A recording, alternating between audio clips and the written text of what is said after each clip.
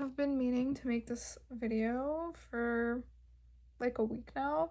I read The Last Letter. I buddy read it with a friend of mine. We read it together and we both cried and we both laughed, we both cried. We were extremely emotional during the end.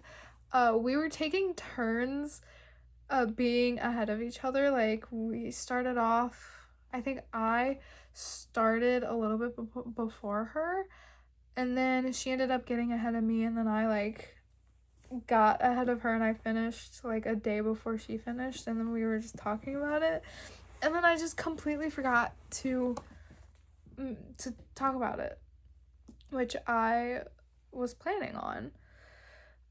So spoilers, as always, because I don't know how to not spoil.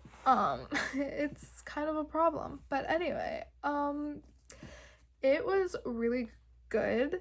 I think the only reason why I was able to read it and finish it was because I was buddy reading it, so I kind of had that accountability to help get me through it.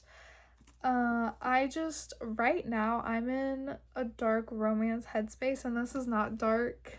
There is romance, but it is not dark. It is pretty fluffy. It's very cutesy. It's kind of got a little bit, in my opinion, a little bit of like grumpy sunshine, even though there are times where they're both pretty grumpy. It's about a girl named Ella and a guy named Beckett, and he was a soldier. He actually fought with her brother, which is how they know each other, because her brother told her to write him letters. That's why it's called The Last Letter, because they were writing each other letters and they fell in love before they even met in person, which I think is really sweet. That's super cute. I like it. It was really sweet, and the ending absolutely destroyed me. It did not go where I thought it was going to go. Ella's got twins, and one's a boy named Colt and one's a girl named Maisie, and Maisie has cancer, and I think she was only 6 when she got 5 or 6 when she got diagnosed. By the end of the book, she's like 8, but then the epilogue, I think, was like 5 years after, so she's like a teenager. But this whole book is basically just Maisie has cancer and they're trying to, get her treatment so that she is cancer free. And the whole time reading this, my brain was going, she's going to have a really bad like episode, or the medicine just isn't going to work, and or she's going to have a terrible reaction to the medicine and something's going to cause her to pass.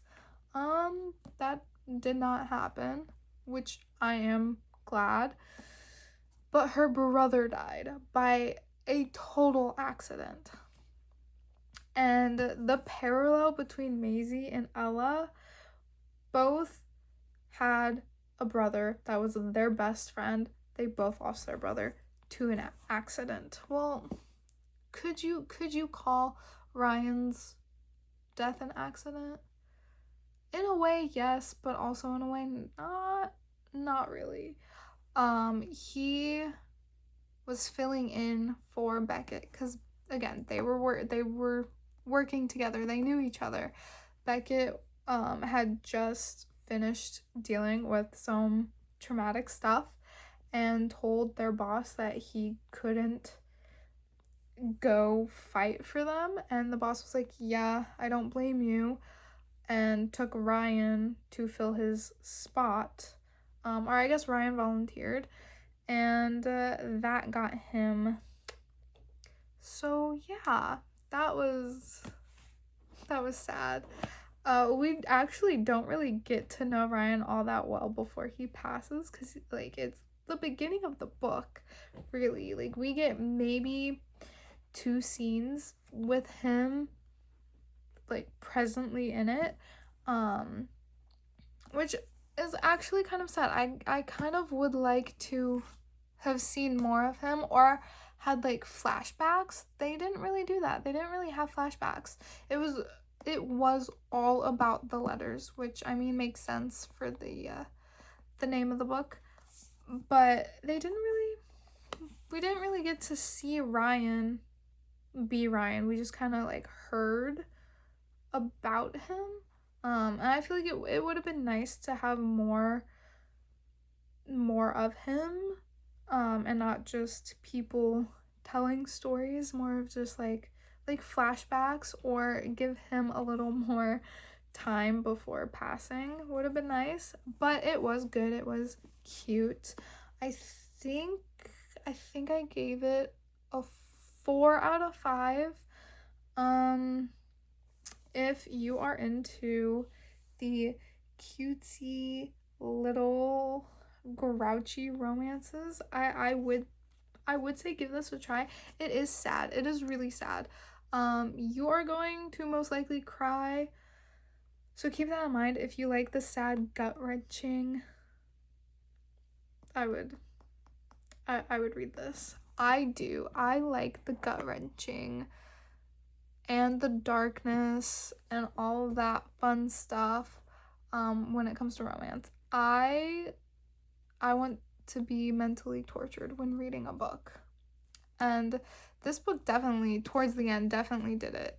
It definitely did it. And it was good. I liked it. It was good. It was a good read. Will I read it again? Probably not. It was a good one-time read for me. I probably won't read it again, but I don't know. I might. I honestly don't know. As of now, I probably won't. But in like 5 years, I might pick it up again and reread it. Who knows?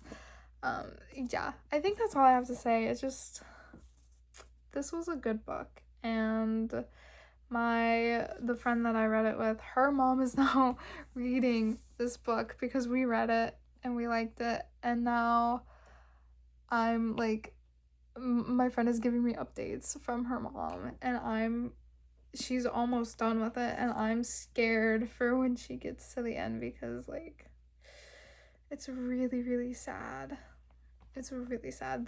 I believe it's 30 chapters, so it's like kind of big. It's under 500 pages, so it's not that big, but there's a lot of chapters. And it took about a week for me to read it, which is honestly pretty good with how slow I've been reading this year.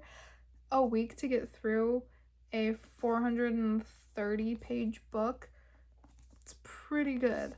I also like just started One Dark Window. I'm 1 chapter in. I don't know what the heck is going on, but our main character is infected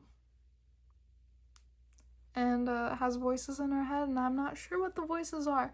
I know that it's from her infection, but I don't know if like the voice is just her being delusional, or if it's actually like a separate entity living in her mind, you know? I don't know. I don't have the answers for that one, but my cousin is super excited that I've started it, and she's already read that book and the second book. She read them last year, actually. She's been trying to get me to read these books for a year, and I'm finally doing it. Only because my brother told me to. I was probably actually thinking of maybe reading what was it called, Little Liar, which is a dark romance, of course. But it's the second book to Little Stranger, which I read in either January or February. It was the beginning of this year, I know that, but I really liked it. I haven't gotten around to the second book, so I was thinking about that, but then my brother was like, you should read One Dark Window. And I was like, okay, I will. So, who knows? That might be my next read after I finish One Dark Window. But yeah, I don't know. I'm just rambling on at this point. That's all I ever do, really, but it's fine. It's fun. But yeah, that's it.